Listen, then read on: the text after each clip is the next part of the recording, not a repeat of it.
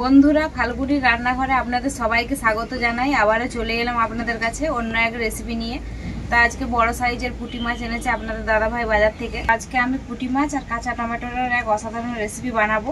তো কীভাবে বানাবো প্রথম থেকে শেষ অবধি পুরো ভিডিওটা দেখতে থাকুন আর আমার সাথে থাকুন। এখন আমি বসে গেছি মশলা বাটতে পুঁটি মাছের রেসিপির জন্য। তো মশলাটাই আগে বেটে নেব। আমি সরষে আর জিরে একসাথে বেটে নেব।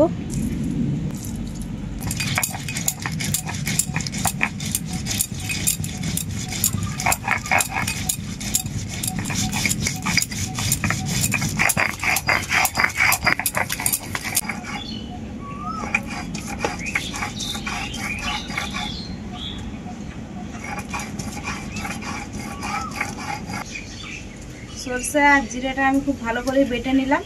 এখন তুলে নেব।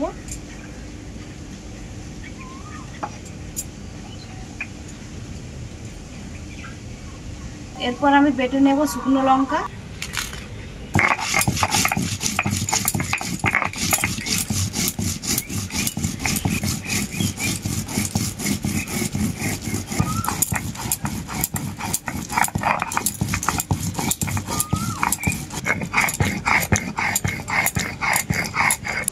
শুকনো লঙ্কাটাও আমার খুব ভালো করে বাটা হয়ে গেল। এখন তুলে নেব।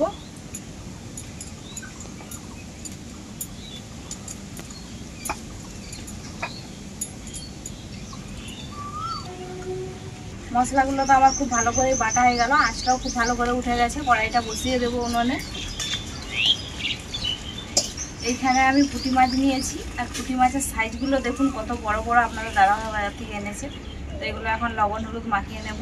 মাছের মধ্যে দিয়ে দেব পরিমাণ মতো লবণ আর দেব হলুদ গুঁড়ো। খুব ভালো করে মাছটাকে আমি লবণ আর হলুদ মাখিয়ে নেব। পুঁটি মাছটা তো আমি খুব ভালো করে লবণ হলুদ মাখিয়ে নিলাম। এরপর কড়াইয়ের মধ্যে দিয়ে দেব সরষের তেল মাছ ভাজার জন্য। তেলটা খুব ভালোভাবে গরম হয়ে গেছে। তেলের মধ্যে ধোঁয়া উঠে গেছে। এখন আমি লবণ হলুদ মাখানো মাছগুলো দিয়ে দেব।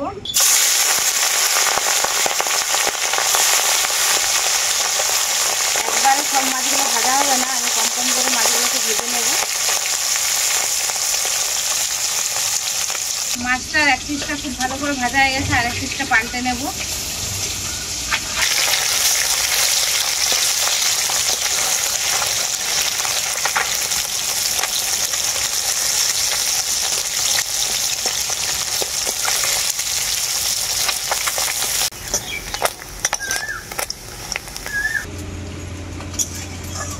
মাছটাকে আমি খুব ভালো করে ভেজে নিয়েছি। এখন তুলে নেব।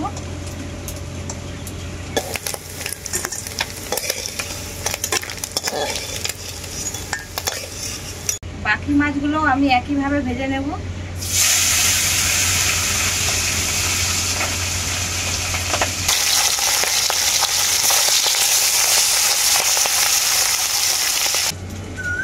বাকি মাছগুলো আমার সবই ভাজা হয়ে গেল খুব ভালো করে। এখন তুলে নেব।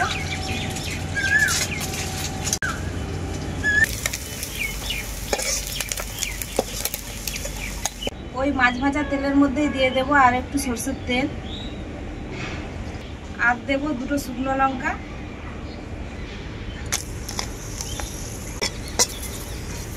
এরপর আমি এর মধ্যে দিয়ে দেব কাঁচা টমেটো। এর মধ্যে পরিমাণ মতো লবণ দিয়ে দিলাম। কাঁচা টমেটোগুলোকে আমি হালকা করে ভেজে নেব। কাঁচা টমেটোগুলোকে আমি হালকা নাড়াচাড়া করে নিয়েছি। এখন এর মধ্যে দিয়ে দেবো জিরে আর সরষে বাটা। জিরে আর সরষে বাটাটাকে একটু কষিয়ে নেব।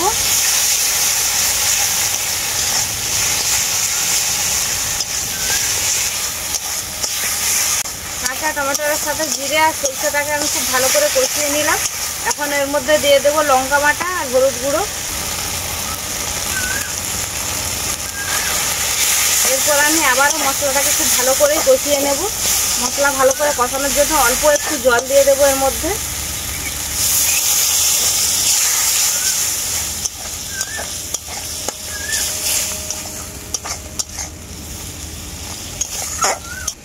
কাঁচা টমেটোর সাথে মশলাটাকে আমি খুব ভালো করে কষিয়ে নিয়েছি। এখন এর মধ্যে পরিমাণ মতো জল দিয়ে দেব।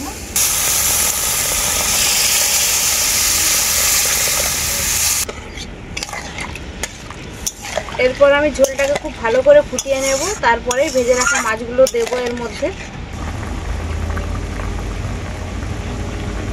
জল দেওয়ার পরে ঝোলটাকে খুব ভালো করে ফুটিয়ে নিয়েছি। এখন এর মধ্যে দিয়ে দেবো ভেজে রাখা পুঁটি মাছগুলো।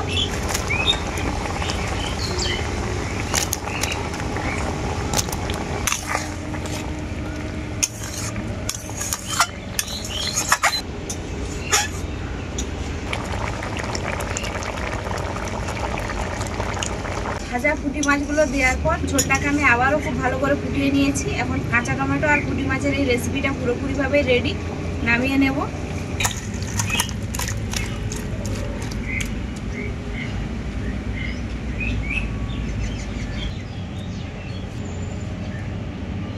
আজকে পুঁটি মাছের রেসিপিটা কাঁচা টমেটো দিয়ে বানিয়েছি, আর ঝাল ঝাল করেও বানিয়েছি। আপনারা দেখলেন তো, লঙ্কা অনেকটাই দিলাম।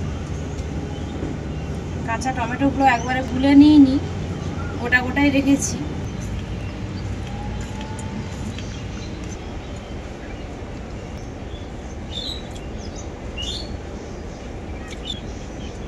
গ্রেভিটা যারা লাগছে না বন্ধুরা, কি বলবো, একদম টক টক ঝাল ঝাল, দারুণই লাগছে গ্রেভিটা, দারুণই লাগছে গ্রেভিটা।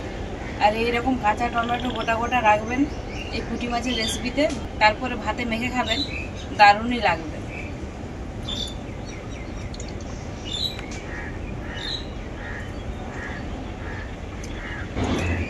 এই পুঁটি মাছগুলোর মধ্যে ডিম আছে, এগুলো ডিমওয়ালা পুঁটি মাছ। তো এই ডিমওয়ালা পুঁটি মাছ খেতে কিন্তু আমার ভীষণই ভালো লাগে।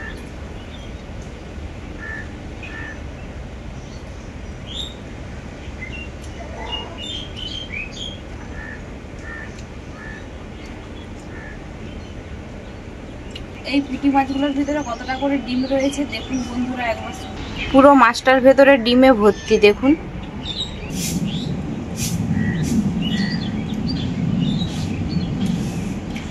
দারুণ লাগছে ডিমটা খেতে। এইরকম কাঁচা টমেটো দিয়ে পুঁটি মাছের রেসিপিটা এইভাবে রান্না করে দেখবেন, এই এক তরকারিতেই ভাত খাওয়া যাবে, আর কিছুই লাগবে না। তো বন্ধুরা, আজকে এই রেসিপিটা বানালাম কিভাবে আপনারা তো দেখলেনই। আপনারাও ঠিক এইভাবেই বাড়িতে বানিয়ে খাবেন, খেয়ে আমাকে কমেন্ট করে জানাবেন যে আজকের এই পুঁটি মাছের রেসিপিটা কেমন হয়েছে। ভিডিও ভালো লাগলে লাইক শেয়ার সাবস্ক্রাইব অবশ্যই করবেন। প্রত্যেক দিনের মতো আজকেও বলছি, আপনারা ভালো থাকবেন, সুস্থ থাকবেন, নিজেদের খেয়াল রাখবেন। আবার দেখা হবে পরবর্তী ভিডিওতে নতুন কোনো রেসিপি।